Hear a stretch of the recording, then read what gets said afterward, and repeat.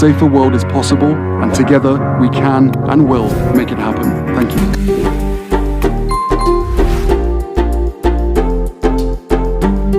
When you show up in community, you find that group that makes you feel like home, but oftentimes you also find yourself again.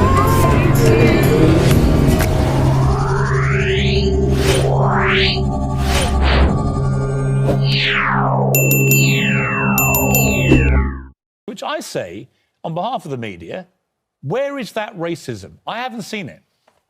I didn't say it was all driven by racism. I mean, Piers, if we take your kind of obsessive articles about Meghan, I'd say there's a dose of misogyny and xenophobia in there as well. Every paper today has literally like 10 pages. I've not been obsessive. I've criticised Meghan and Harry where I felt they've deserved criticism. And also, when people tweet those columns of mine, they don't include all the positive ones. They're trying to create a false impression that it's all been one-way negative criticism. It hasn't. You've been rewriting history here, Piers. From the beginning of Meghan's relationship with Harry going public, there were references to her being somehow associated with gang crime. No, there weren't. I know that piece. There was no, hang on. You can't just say this. No, okay, you asked me. This is an article. Camilla Parker Bowles, Princess Diana and Fergie all got 10 times worse coverage in the media, as long as it was good coverage, 10 times worse than Meghan Markle. With very racialised forms of crime. There have been discussions about her exotic DNA. Her newborn baby. Is her DNA not exotic by royal standards? She was the first mixed-race person to ever enter the royal family. This is the context. Why is the word exotic?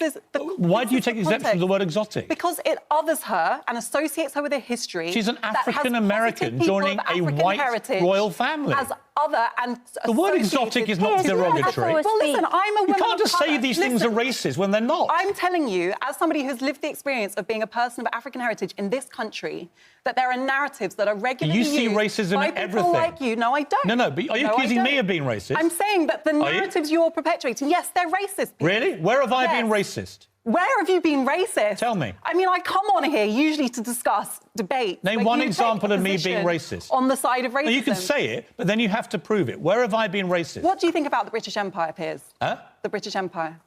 Well, what do you mean? What do you think of the British Empire? What do you think about it doesn't exist anymore. Do you think that it was positive that Britain went around the world trying to civilise people they regarded as savage? I think it had positives and negatives, as I've always said. And what yourself in the position of the only woman of colour in our lifetime to be a senior royal.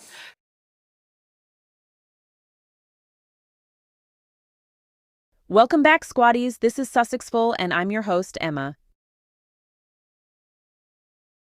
Today we're talking about Good Morning Britain being under fire after yet another explosive debate, this time with Afua Hirsch standing her ground in defense of Meghan, Duchess of Sussex, against Piers Morgan.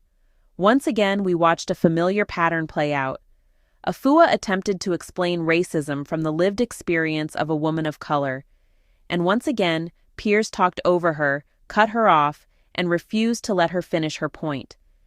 This is what he consistently does to women on these panels. It's not debate, it's bullying.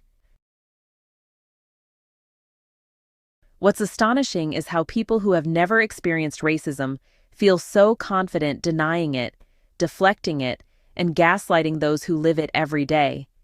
Meghan has received documented death threats tied directly to her race, yet people like Piers still claim racism had nothing to do with the treatment she endured. That isn't ignorance. That's willful denial. Piers Morgan has had it in for Meghan ever since she saw through him and cut him off. From that moment on, the obsession began. What we're seeing isn't journalism. It's bitterness masquerading as commentary. And let's be very clear. Meghan Markle has done nothing to deserve this constant harassment. She doesn't need defending from bullies who profit off hatred and outrage. The real issue isn't Meghan. It's a media culture steeped in hypocrisy and resentment, especially within segments of the British right-wing press. What really exposes the double standard is this. In 2013, American media, including CNN, openly discussed the potential skin tone of Prince William and Catherine's future child.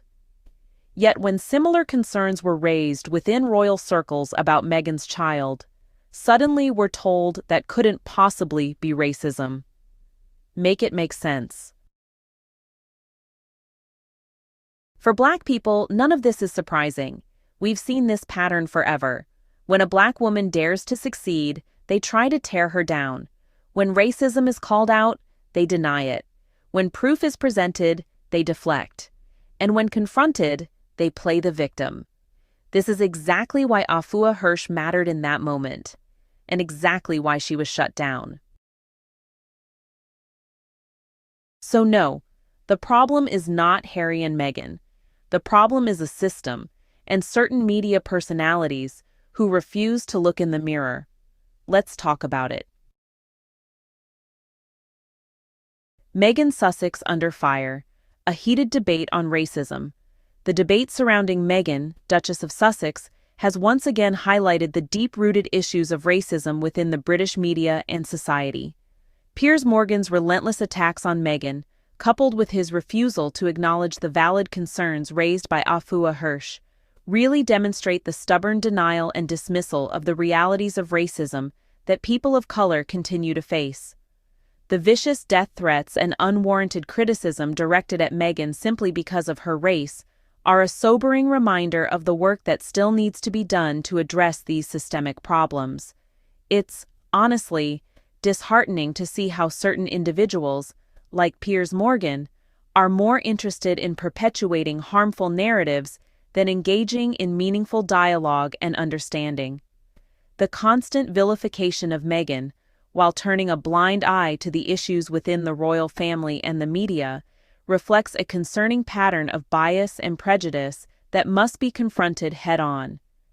As Afua Hirsch so eloquently stated, the ability to recognize and confront racism is a vital step towards a more just and equitable society.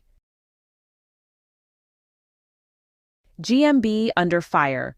Afua Hirsch stands up for Meghan in a heated debate with Piers about Meghan Sussex.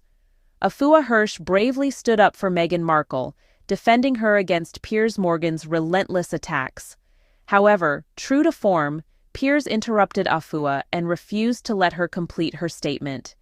It's, clear that Piers has had it in for Meghan ever since she exposed his true colors, those of a callous, racist bully. Piers's behavior on the show is just another example of how he tries to silence and demean any woman who dares to challenge his bigoted views. Despite Piers's attempts to shout her down, Afua remained steadfast in her support for Meghan, who has faced horrific death threats and constant criticism simply because of her race. It's truly sickening to see these so-called media personalities continue to spew their hateful rhetoric, as if they have any moral high ground to stand on. Piers and his ilk are the real problem, not Meghan, who has done nothing to warrant such vicious attacks. The British public deserves better than these bigoted hypocrites masquerading as journalists. Piers Morgan's bigotry and hypocrisy. It is truly disturbing to witness Piers Morgan's relentless attacks on Meghan, Duchess of Sussex. This self-proclaimed media personality is nothing more than a bully and a racist, constantly criticizing and attempting to undermine a woman who has done nothing to warrant such vitriol. Morgan and his cohorts in the British right-wing media are seemingly obsessed with Meghan, unable to stomach the sight of a woman of color succeeding and thriving. Their desperate attempts to bring her down reveal the depth of their own bigotry and insecurities. Rather than celebrating Meghan's achievements, these narrow-minded individuals resort to petty criticism, hurling baseless accusations and even death threats. It is a sickening display of the racism and hypocrisy that still plague our society, and one that must be condemned in the strongest possible terms. Meghan should not have to constantly defend herself against these bullies. It is they who need to examine their own biases and prejudices and strive to be better human beings. The treatment of Meghan Markle and other people of color by Piers Morgan and his ilk reveals the deep-seated racism that still plagues the British establishment. They make endless excuses for their hateful rhetoric, blindly denying the very real discrimination faced by Meghan and other minorities. Even Kate Middleton, now the Princess of Wales, was subjected to racist speculation about the skin tone of her future child back in 2013. This pattern of racism and vitriol directed at any non-white members of the royal family is shameful, and, honestly, it must be called out. Piers Morgan and his fellow bigots are nothing more than bitter, hateful bullies who just cannot stand to see people of color thrive and succeed. Their desperate attempts to tear Meghan down only expose their own deep-seated prejudices and insecurities. Meghan has done nothing to warrant the constant barrage of hate and criticism she faces. It's honestly appalling that she even needs defending from these vicious bully monsters who relentlessly target her. The real problem lies not with Meghan and Harry, but with the so-called leftover royals and the British media that enable their bigoted behavior. Piers Morgan and his ilk are nothing more than pathetic, bitter, and hateful individuals who are obsessed with tarnishing Meghan's name, despite her having done nothing to deserve such vitriol. Their racism and refusal to acknowledge their own prejudices are the true issues here, not Meghan's actions. She should be allowed to thrive and succeed without these small-minded bullies constantly trying to tear her down. The relentless barrage of death threats and racial attacks that Meghan has faced is a tragic reality that far too many Black people endure every single day. Rather than acknowledging this painful truth, figures like Piers Morgan have chosen to deny and deflect from the issue of systemic racism. They refuse to listen to the lived experiences of those who suffer the consequences of bigotry and discrimination. Instead, these critics would rather cast doubt and belittle the very real struggles of people of color. But their attempts to diminish and dismiss Meghan's experience only serve to highlight their own blindness to the pervasive nature of racism in our society. Piers Morgan's behavior on Good Morning Britain is a disgraceful display of arrogance and prejudice.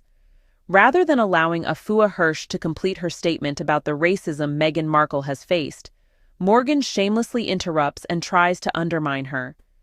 This is emblematic of the larger problem of racism in the British media, where certain pundits like Morgan use their platforms to spread misinformation and attack people of color, especially successful women like Meghan. Morgan's relentless criticism of Meghan is not rooted in facts, but in his own biases and insecurities. He is a pathetic liar who cares more about boosting his own ego than having an honest discussion about the very real issues of racism and discrimination. His actions are a stain on journalism and a betrayal of the public's trust. It's high time for Morgan and others like him to be held accountable for their bigotry and to make way for more ethical, compassionate voices in the media. The unapologetic dismissal of Meghan's experiences with racism by the likes of Piers Morgan highlights the urgent need to speak out against such bigotry and hypocrisy. Racism must be directly confronted, not swept under the rug or excused away. Meghan's plight shines a glaring spotlight on the ongoing systemic battle against racial injustice that people of color continue to face, even in the highest echelons of society. It is our moral duty to challenge these insidious attitudes head-on, no matter how powerful or influential the perpetrators may be. Only by bravely calling out racial prejudice whenever it rears its ugly head can we hope to make meaningful progress towards true equality and understanding.